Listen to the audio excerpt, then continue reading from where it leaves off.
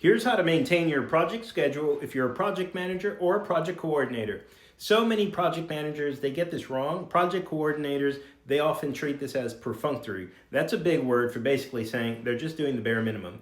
And we're going to talk about this now. So first of all, your project schedule has to have all the activities that your project is going to do. So many projects fail at this first hurdle because they're missing approval steps, decision-making time, feedback, all sorts of things, all the prep work and all the closeout work that actually gets things done. They don't include this, it becomes lost effort. So first step, make sure all of your tasks are actually in the project schedule.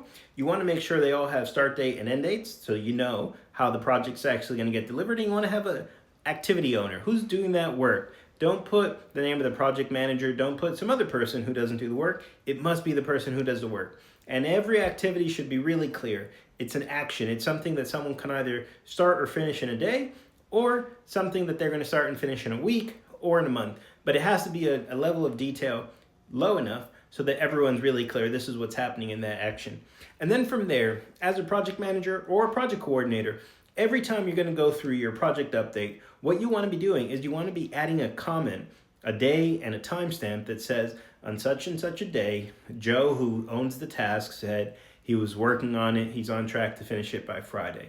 On such and such a day, Jill said, that there's a risk that she might not get it. Because by going through these project schedule updates, you're identifying the risk, the issues, and other potentialities of your software implementation project. And then as a project manager especially, but as a project coordinator sometimes, you're then going to have to do something about that.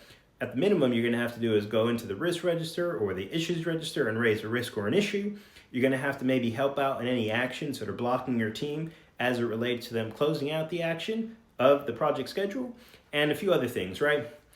Another important thing that when you're doing your project updates is change control.